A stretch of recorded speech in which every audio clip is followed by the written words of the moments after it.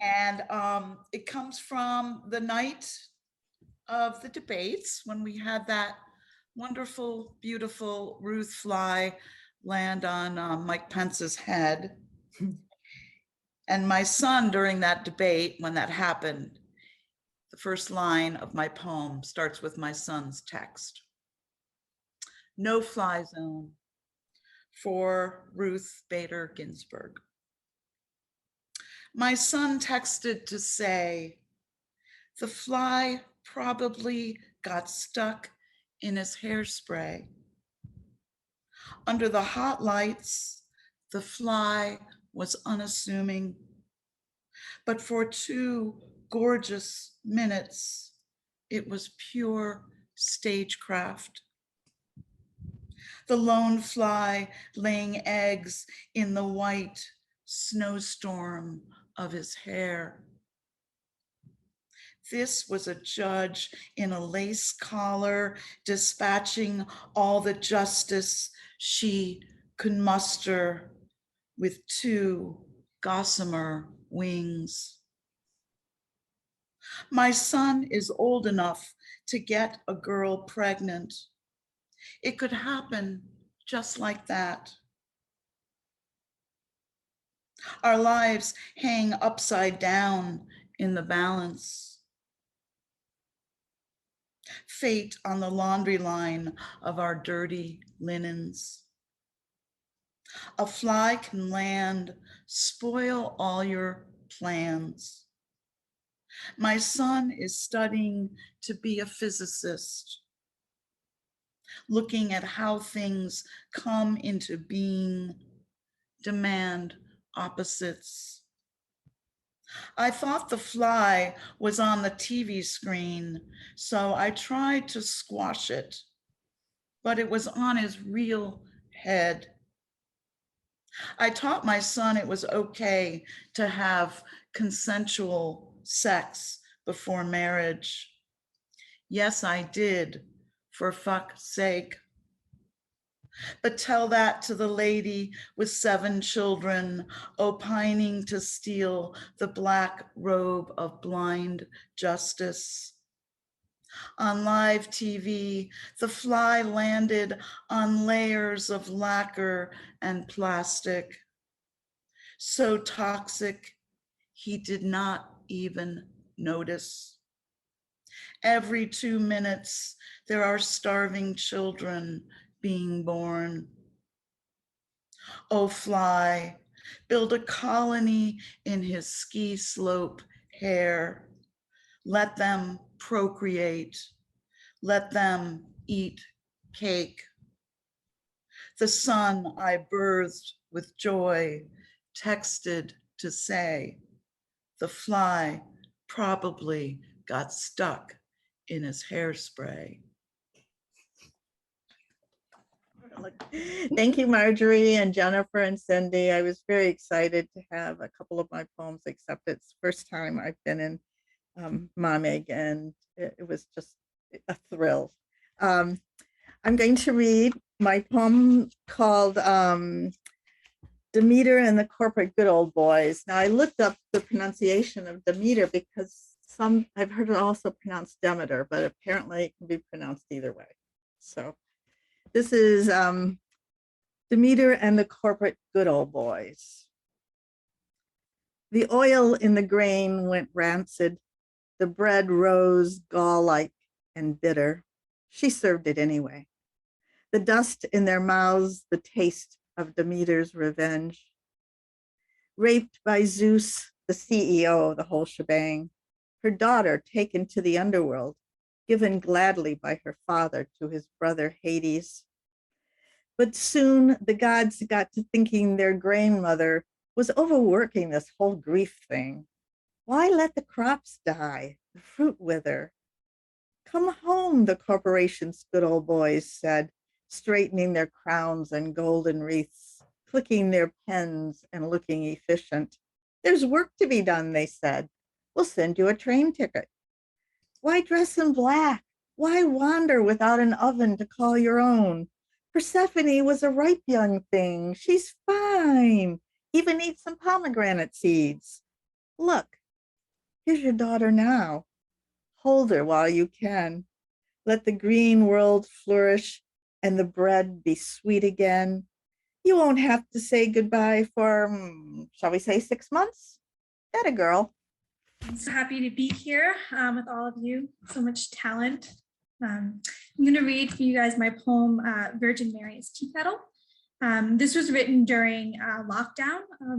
Some of my poetry friends and I were doing the infamous April Poetry Challenge, and we were exchanging prompts with one another. The prompt for this one, that inspired this one, was to think of an object that you use every day and kind of reconsider it.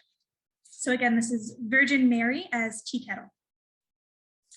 Praise be to you, spattered with chicken grease and garlic fat, the cerulean of your enamel like a blue mantle, sanguine in its austerity.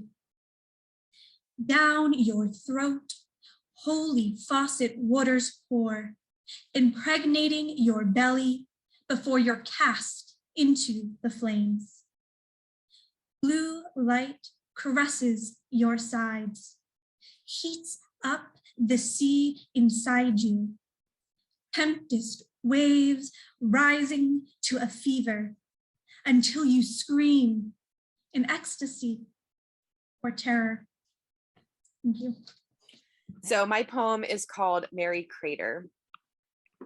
Imagine my bump snuggling you, Mary. I'd magic the moon into a cap for my belly, a moon cap for the moon my middle has become, a cap named Mary, a Mary cap marked by a sea of gray. I know mare is sea, but I hear a horse willed and writhing over the moon's surface without regard for its name, Serenity. Just as no Mary makes choices based on affiliations to history's Marys, a horse running cares not for her bloodlines. Watch the craters of her nostrils grow. Who knows, she could be carrying now, running with a foal in the making and not know. Or she might think, here is my chance to teach, in a way I will never teach again, just as crowning my bump with you, Mary, will have this child feel the weight of something so absurd she will never believe it until I crown her again and she feels the exact weight again pressing on her. Thanks all. Shutta, I loved your take on Demeter and Persephone. So here's another take on the same two, mother and daughter from the winter seeds. Demeter sat on her doorstep, staring at the torch burning in her hand. Lifting her head, she was surprised to see a sudden band of green appear across the parched fields. Does the earth disobey me? She exclaimed. Is it turning green when I've commanded it to be barren until my daughter is safe in my arms? Then open your arms, mother, cried a beloved voice. Persephone came running and flung herself into her mother's arms. Clinging to one another, they wept. At last, when their hearts had grown quiet, Demeter studied Persephone. My child, she said, did you taste the food of the dead while you were in Hades' kingdom? Not one bite, said Persephone, until today, when I met a strange boy who said you changed him into a lizard. Her mother turned pale.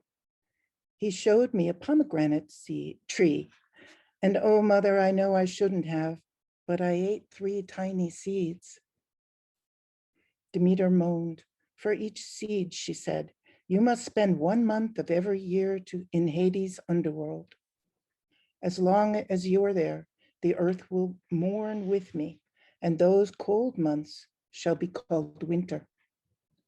Persephone kissed her mother and stroked her hair. Looking into her daughter's eyes, Demeter saw that Persephone had changed. Before she was kidnapped, she had been a child whose light step on the hillside made it bloom. Now every spring, she would again make the hillsides bloom, but always with the memory of the coming winter, when the earth would sleep under frost. Silently, mother and daughter sat close together, watching the new moon rise over the distant sea. Demeter heard the waves hissing like the snakes on Hecate's head. In my opinion, you will never see your daughter again, Hecate had said. But here was Persephone, sitting by her side, alive and more radiant than ever. The torch Demeter had carried all those days, looking for her lost child, flickered and went out. Persephone took her mother's hand. Are you sad because someday soon I will leave you again, she asked. Yes, said Demeter, and because you are no longer a child. Persephone smiled, her lips still red from the juice of the pomegranate. All that time when I was away from you, said Persephone, you were still with me, mother. And you with me, said her mother. And at long last, she too could smile. Thank you. Thank you.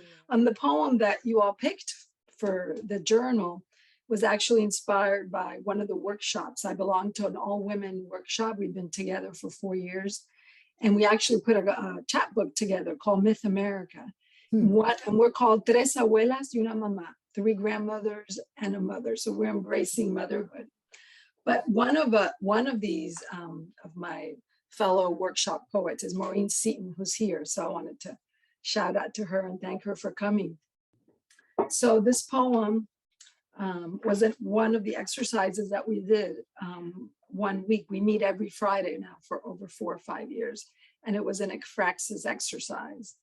So I decided to work with the French painter, Virginie de Montbreton. I wasn't really that familiar with her, but I discovered her in the process. And she was born in 1859 and died in 1935. So it's a sonnet. And the poem includes 3 of her paintings, Alma Mater, Fisherman's Wife, and Mother and Child in Wade. So when you hear that, you'll know that referring to her paintings. Okay, here we go.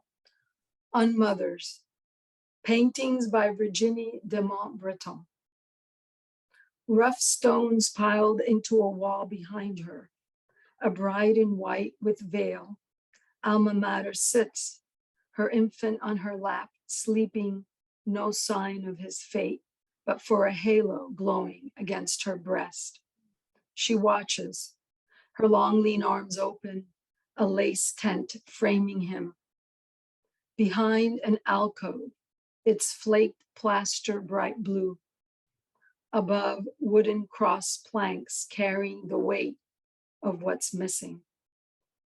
At her feet, yellow and purple wildflowers keeping her exquisite nature.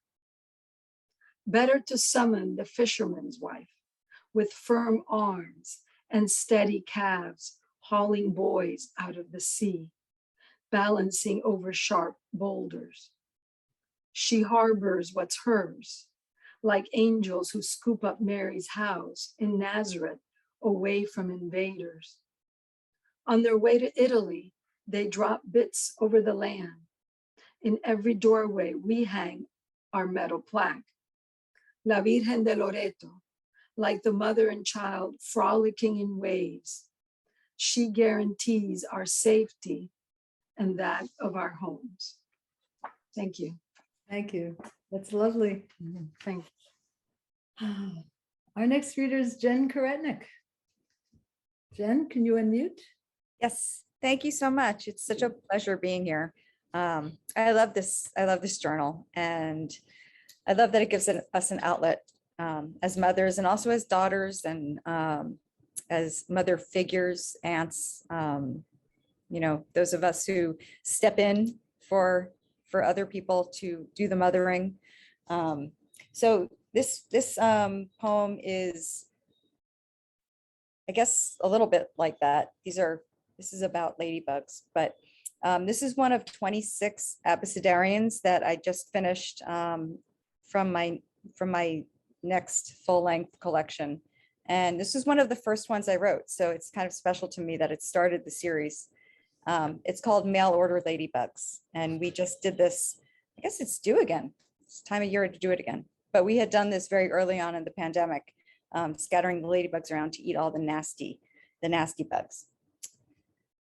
After we release you on leaves, bas relief of gardenia bushes, to climb in search of a fruitful aphid dinner, we don't make a single eager wish. We don't plead for harvest, count the months of good fortune coming our way on the havoc of your stop sign elytra, the illnesses that you will wing away just by landing on the afflicted, kind of like a laying on of legs. We deserve none of these manufactured mythologies, though now in the market more than ever, over and over during this time of plague, when even hermits seek breaks from quietude. Beetle named for the rubied sorrows of the world's first surrogate, small red cow in Wales, the good God's animal, João Nina, understood in translation as Little Joanne, Vaquito de San Antonio. There is nothing we ask except that you drink from Xylobian's screaming mouth and eat your fill of these invisible destructions, zealous and bloodletting in your wake. Thank you. Oh, Hi, Sarah. I have my full RBG swag. I have to show the socks. I don't know if you guys can see. Oh, my goodness. I got the RBG socks going too. I want to thank, well, first of all, just say gratitude for a few things before I start the poem. Poetry that kept me somewhat sane during this pandemic, and to editors like Marjorie, Jennifer, and Cindy, who've put together such a beautiful publication. I've been honored to be published once before in Mom Egg Review, and thank you so much for that. And to my poetry workshop community, led by 9 strong women, led by Sharon Dolan, my Hostos Community College, one of our professors is here, Juan, thank you for showing up. Friend Laura Lee, who's been a great supporter, and just grateful for the waters of the earth, which I find more and more a place I return to for solace in hard times. And so this is inspired by a walk on the beach in Katuitt on Cape Cod, Massachusetts, after the morning after RBG died. So walking on the beach the morning after RBG died, for Ruth Bader Ginsburg, Supreme Court Justice, 1993 to 2020.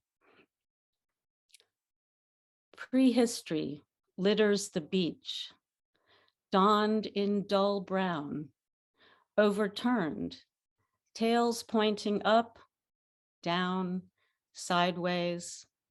Horseshoe crab shells seem to say, we have come a long way, 450 million years and counting.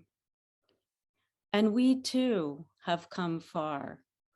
RBG in the lead, always first to ask questions from the highest bench, never afraid to be laced with dissent. Sticking up from the sand, the lance of a tail bumps my thoughts into the umber, ready to joust what once was a rudder and tool for flipping back up. Over and over, there are flips, backbends, and somersaults until we end up carcasses on the beach. I hold one close to see how its shell holds more colors than brown, mottled and glaze crackled, slipper shell barnacled, when held up to the sky. A strange translucence tells me these carapaces are not carcasses at all, but creatures with new soft bodies. They've inflated with water to split their old shells, not to die, no, for more space to live. No worries. Thank you so much. This is my first time in Mom Meg Review, and thank you all for not only this event but just curating this beautiful, beautiful issue. And so I really appreciate it. I'm actually going to read something that I just wrote. You said we had the opportunity to read something else. I'm a parent, like many of us, and I also used to teach in K-12 schools in Texas. And so last week was, hit me hard. And so I have something that I wrote, in response to that, and I would like to read that. So this is called Passage Rights. Tonight, I tap on my tall son's door to report the numbers of the dead, to ask about lockdown drills and what he registers. When I emerge, puffy-eyed, I hear my small son, the boy too young for school, weeping in his bed and fear he's eavesdropped. But his crisis is proportional to his body. His stuffed cat, Flower, has been abandoned at the dinner table. I meet him with the felt calico back at his mattress, his blanket the reunification site, and they sleep. At funerals, I often think how humane it would be if the items we loved most in the day-to-day we buried next to us in individual caskets. A coffin apiece for soccer balls and gardening gloves, perfume bottles and Xbox controllers. The earth's sore flesh set to receive each internment, the many corpses of our orbits. A cottage industry in custom boxes equipped with tiny latches to seal in our grief. I have measured my preschooler's world so that if one morning he bleeds out on the story hour rug between the glue sticks and the milk crate filled with plastic recorders, I will request 2 3-inch caskets. One to cradle Flower, so petite my son can stuff him in a pocket. And one for you to take into eternity that which you adore, the AR-15 cartridge that tore through him. Oh my God. Thank you. This is, I love Mom Meg Review. I first became involved with Mom Meg as a book reviewer, such important work, and then got to witness Jen Martelli and Cindy Veach's great editing work. I love to see how they put these issues together. And I always, what am I doing in that section? So I love that. It's such a beautiful issue. This poem I'm reading, it's on page 31. I am trying to read along with people, but it hasn't worked so well so far. So I'll just try to pay attention. But this is for, I guess it's interpreting motherhood in a lot of different ways. In the poem, it's called For Elsa. And Elsa was the name of one of our most recent hurricanes. But then there's other things happening. So follow along, I guess. For Elsa. Born below Dominica, she winds her story through Florida, the Carolinas, until she's managed a flood in Manhattan's Lower East Side, goes 6 inches deep on the Deegan, mashing through Connecticut's shore and fields. And now the rain she's brought pelts against each of our windows in Massachusetts. There is nothing better than the sound of heavy rain, its muddled tone as it hits sidewalk, flat, patio slates, sharp, garden patches, layered crescendo. The dusty globe still sits in the corner of what was once my daughter's room, the screw that holds it on its axis loose again, even though no one has tried to spin it recently. Still, the earth loosens its grip from our efforts to tether it, read it, follow our own paths inside it. Thank you. I just want to say it is such an honor to be in this issue, and the voices are stunning, and I keep on revisiting the poems. Excuse me. And it's something you just, dip back into. It's like an ocean in some ways. So thank you for the honor and the privilege. And So the poem I'm going to be sharing it's a historical persona poem, and it's based on the life of Anandibai Joshi, who's India's first female medical doctor and the first Indian woman to come to the United States to study medicine in the 19th century. She lived from 1865 to 1887, so she had a very short life. And this poem's from my forthcoming book in her own voice, Poems of Anandibai Joshi, which is coming out next year with HarperCollins India, and hopefully in the US. It's looking for a publisher here. Anyway, so it's called Naming Namkaran, and Namkaran is a ceremony that takes place on the 12th day after the baby is born. So naming Namkaran. Is it really true that being named after a river is bad luck, a turbulent life? Are all women rivers then? And tell me the story again of how I came to be a paisley in your belly, why you named me, daughter of the blinding sun, sister of the Lord of death, tumbling down to earth to meet her blue beloved. How I was born the same day as a goddess riverine, whose holy drops the priest sprinkled on my forehead 11 days after my birth, introducing me to this world, whispering into my ear, Yamuna, Yamuna, Yamuna, a contract signed in water, a girl's fate sealed. Thank you. Hi, it's Hi. wonderful to be here with you all. Thank you to the editors and thank you to all who have read and will read. I am going to share my poem that is in this issue. And it's funny, I wrote this poem as part of a fundraiser for another magazine. So Ruminate Magazine did a live writing event where people could buy tickets, and we wrote during an hour each. And so on screen, I wrote during an hour several poems for different people who had purchased tickets. And so one of the people who purchased a ticket was my former professor, Carol Blessing. And I wrote this poem for her while she and other people were watching me, which was terrifying, but also really fun and really energizing to get to do that. And I did revise it a little bit afterwards, but not a whole lot. So this is Dear Carol. Dear Carol, do you mind if I write you the love poem I'd write to you after your death while you are still alive? You didn't know at the time, but you once brought my faith back to life. In a tiny room to the side of our college's cafeteria, you gave a talk on Julian of Norwich. God is also our mother, you said, serving as doula and midwife, inviting me to breathe.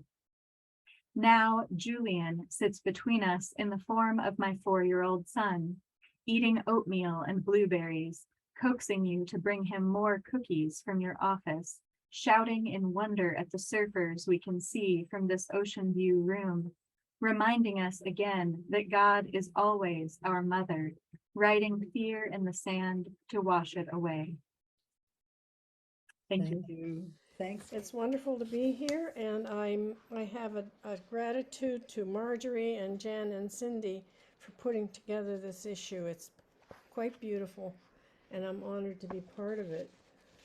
I'm going to read a poem in which I refer to our planet in 2 ways: as Earth in its natural existence and world in its man-made aspects.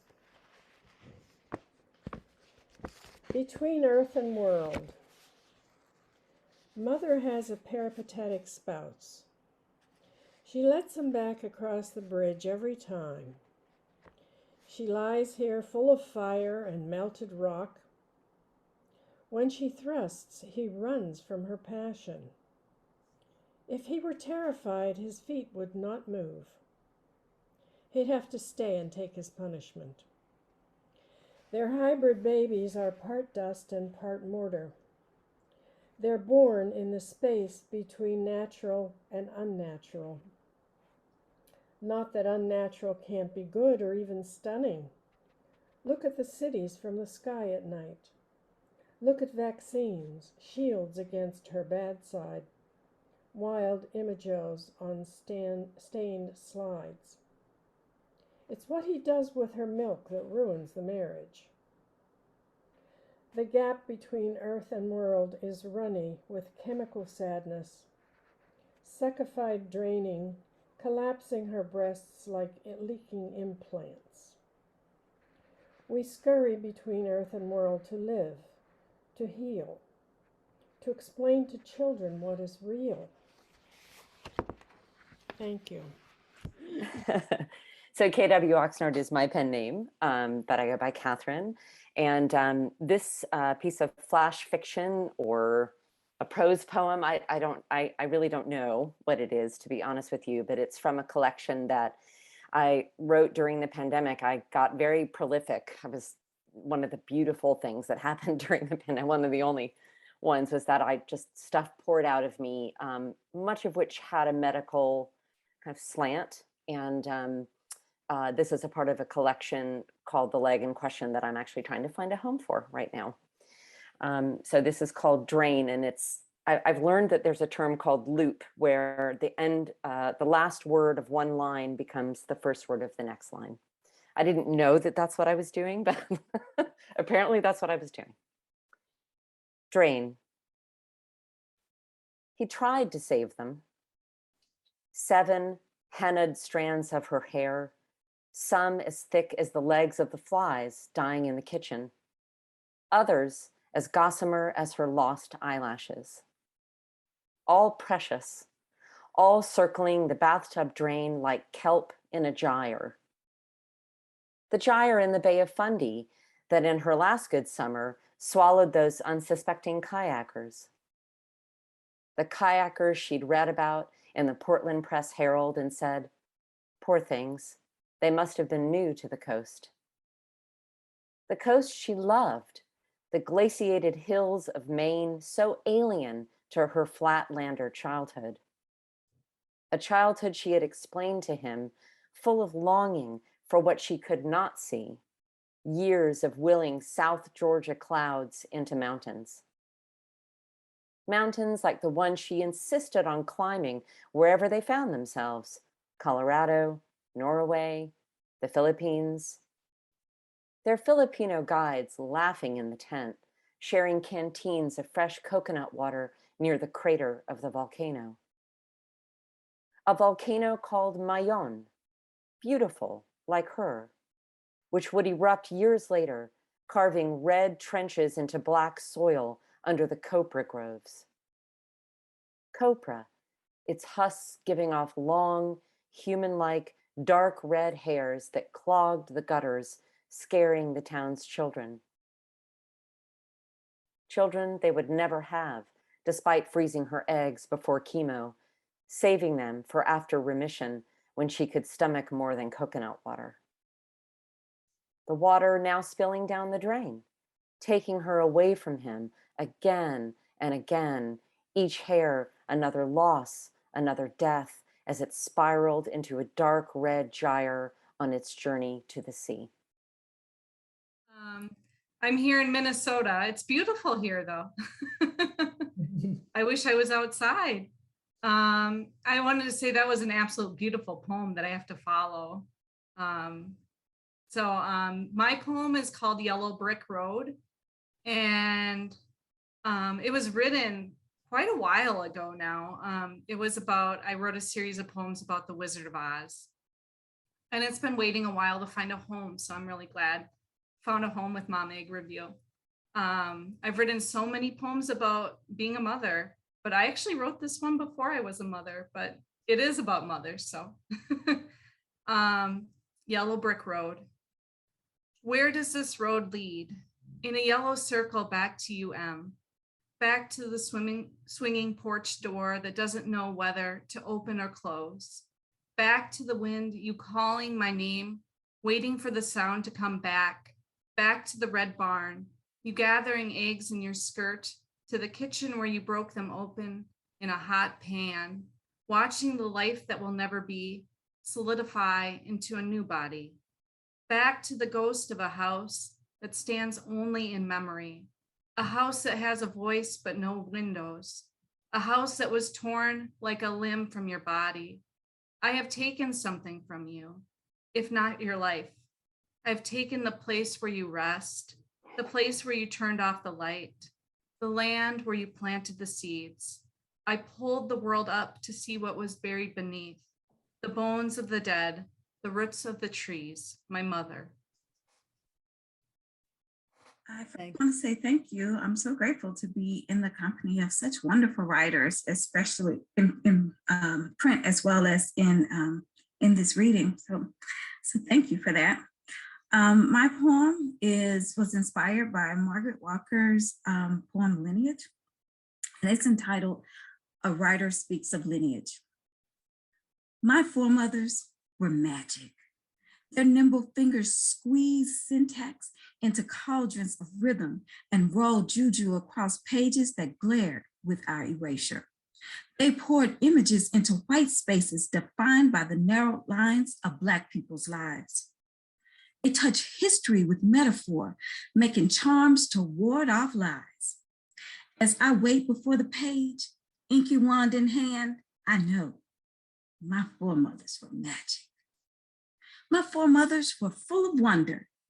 I speak their names as incantations against the spell of invisibility. Margaret, Tony, Gloria, Evie, Leslie, Octavia. They have many clean words to say, and unclean ones too, because they were conjure women unafraid to work the root of racial weeds. My foremothers were magic. Why am I not as they? But yeah, thank you so much for all of this. I feel totally connected in a way that I haven't in a really, really long time, as I'm sure a lot of you do. I am not a poet, and so I also feel a little bit outside of my writing self. I come to this as a novelist, but I am grateful for this short essay that I had published in my first publication in Meg. So I'm really grateful for that and to be here with you all. I'm going to try to truncate it because it's a bit long. So I'll read pieces of the essay, which is called Madonna del Latte. And I wrote this while pregnant with our third child, who is now born, thankfully, so that's good. To be a virgin but a mother, what is that? Impossible. Not so unlike you and then me, huddling in the basement to write this anything, little feet pat pat pattering on the ceiling above, demanding in their desire to be held, heard. Witness this, they say, and I try, but what of writing? What of artistic creation? The uterus swells, and in me grows the third, the size of a lentil, I exclaim to the kids as if that's a good thing. This tiny blob that grows from sesame seed to plum in the span of a COVID vaccine schedule. I'm converting to Judaism, but still, my childhood in the balcony of St. Teresa's Church had me staring at the Virgin Mother weekly. She was a sculpture muted in sunbeam or fractured in stained glass, and always, always, her face of peace and distance, as unapproachable yet intriguing as an unidentifiable mushroom on a forest floor. I did it! A tiny muted toddler voice cries from beyond the ceiling. What did he do? What did I miss? Right. Did I tell you I haven't finished reading Virginia Woolf? Not one book, not even the one about a room of one's own. What is it I crave? That the city around me will empty of every soul. The trees will blossom with cherry fruit and I'll trample their fallen berries, squish a bloody trail behind me, the haunting silence of a lack of children echoing my victorious laughter as I spill into the dense leafy embrace of an interminable forest. In process, disrupted, 3 essays, 2 novels, 1 short story, and whatever this is. 2 children who hate brushing their teeth, loathe bath time, want only to run barefoot on the street where syringes are found wrapped to crossbows. Who do I protect first, child or art? The answer too obvious, except sometimes the little one stumbles above and I look up for only a minute before finishing this sentence punctuated by his cries. Virgin Mother in medieval paintings, some gilded in gold, framed in light, others painstakingly perfect in their depiction of folds of cherub thighs, angelic cheeks. I want to pinch those cheeks. Cliche. I'm nursing 3 humans, 2 on the outside, 1 on the inside, and I struggle to see the angelic here. Not only virgin, she's also a lactating virgin mother. Madonna del Latte, layers of female identity stacked upon one another, images in chapels, adorned to the walls of church halls, in an era when women were banished from these spaces. Virgin lactans, she's also called, as if her purpose is merely to provide, to sustain the milk and blood of Christ, a form of spiritual nourishment. In iconography of the Virgin lactans, the golden halo framing mothers' heads and sons, his hand adorning her chest in protection or ownership. How I pry my son's fingers from twiddling my nipple, how I curse and scorn. My body, I affirm protectively, and he replies defiantly, no, mine. Madonna del Latte's draping blue robes hide what underneath we women of the gestating tribe know. A swollen vagina, postpartum lochia flowing reddish brown, staining those same luxurious folds in a constant stream of afterbirth. What we don't see in her, a virgin, depleted magnesium, so your nipples feel like tiny knives pierce them whenever the toddler latches. Postpartum hemorrhaging that nearly kills you. Purplish blue stretch marks that never fade, miasma on your cheeks, broken tailbones from forceps birth, third-degree tears along the perineum. Virgin birth, what is that? Virgin lactation, a pumped rhythmic whir from the lactation room and the bowels of an office tower, the blood of Christ drip, drip, dripping through plastic flange into the hollow basin of a bottle, eager to catch, catch, catch. Miracle of miracles, the milk of gods. Thank you very much. And what an honor to be in this space and in this magazine, this incredible magazine with all of you very talented women. And thank you, Marjorie, Cindy, and Jen for including my poem. My poem is Ode to Delphinium. I don't know why it is that my favorite flowers are my mother's favorite flowers. So the flower garden becomes a really intimate space for me. And I have included this poem in a manuscript that I've just finished called Jello in Hard Times, because, you know, you've got to have, you think of your mom, you think of those foods too, that become your favorite things. But this is Ode to Delphinium. Mother declares you garden goddess, swaying stalks spike azure sky like trumpets heralding unspoiled beauty, purple brocade. Each spring, you're a lady in waiting for your reign in the heart of the summer bed. Smooth royal blue dolphin-shaped buds swim my 7-year-old blood. Sweet spurred lobes dance painted with dawn's light and shadow. Ruby-throated hummingbirds suckle nectar from your suspended cups, rooted in the dirt of a mother's dreams. Open-mouthed, your lips and white-tipped tongue, everything you say brings her back to me. Wow, I'm so happy to be here. And thank you to Marjorie, Jan, and Cindy and Mom Egg Review. I'm just so honored to be featured in this issue. It is truly beautiful. The artwork is stunning. And I've been reading along, reading the bios as we go, and it's just wow. What a group, powerhouse.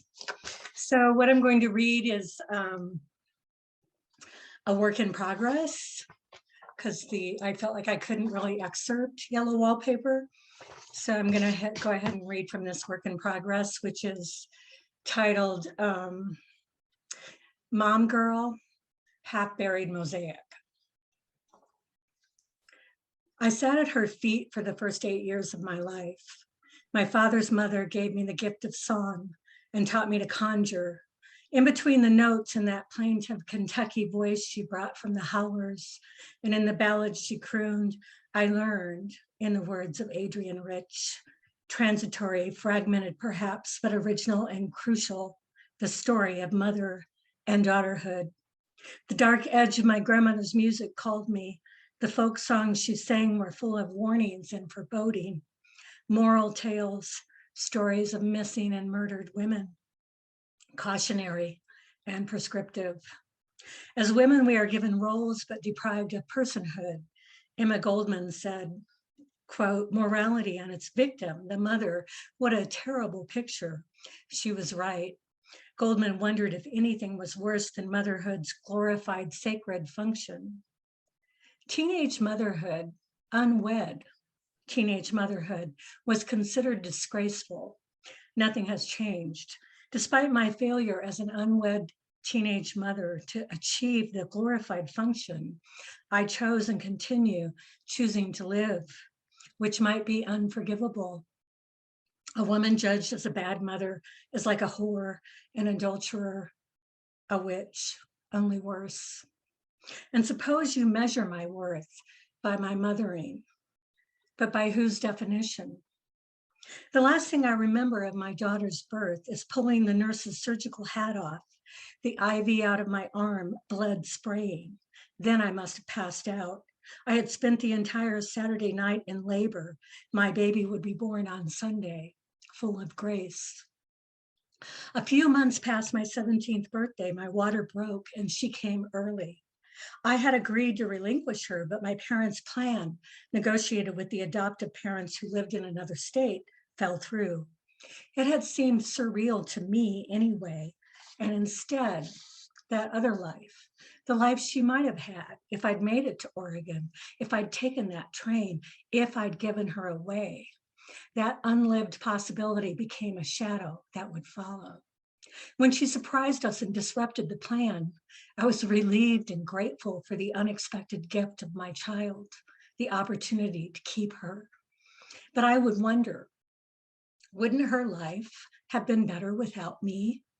Solo teenage mothers are given one message conveyed in 1,000 ways: deviance, incompetence, and stigma.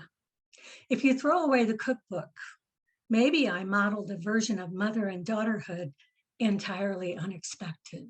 Perhaps my daughters benefited if they desired, if they faced the mirror of motherhood themselves, if they saw my face looking back instead of the institution. My poem is called In the Eye of the Virgin. Seems like a lot of us, either like me, had a rather extreme Catholic childhood, or just when we think of iconic things in America, it's something that comes up a lot.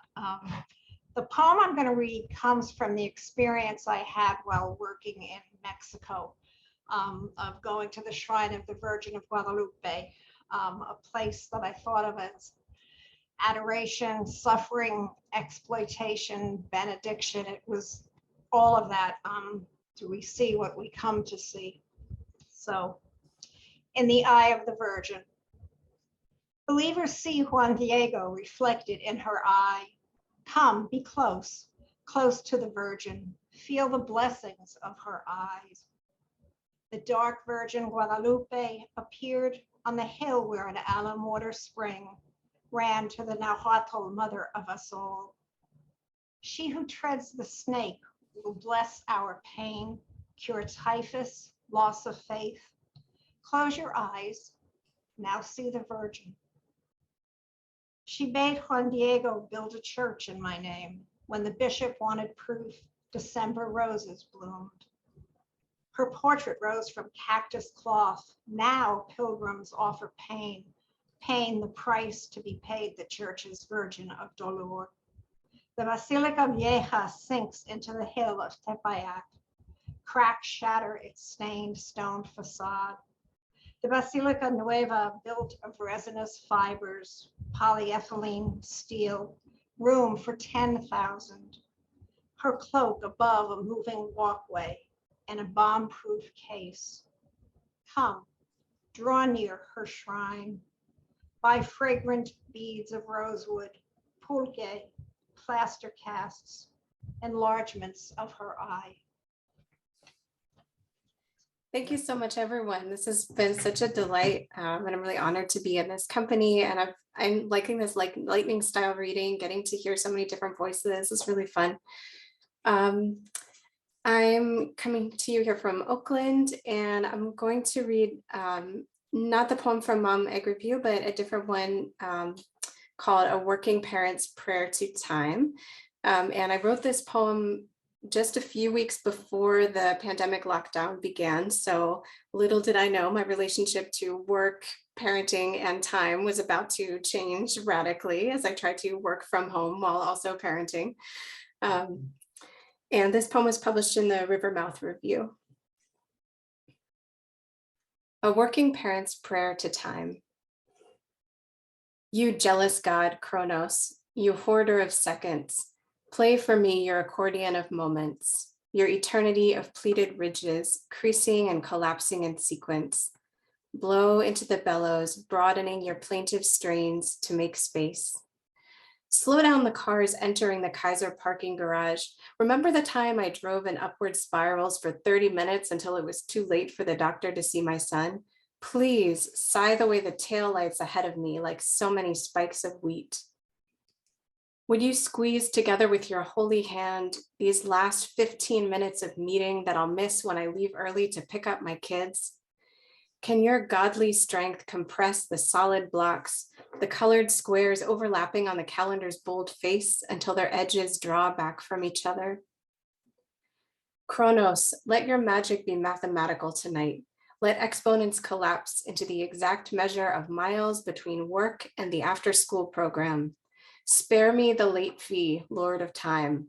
Spare me the reproachful eyes in the room when the door divides and I edge through, the martyred smile and it's all right of the after-school staff.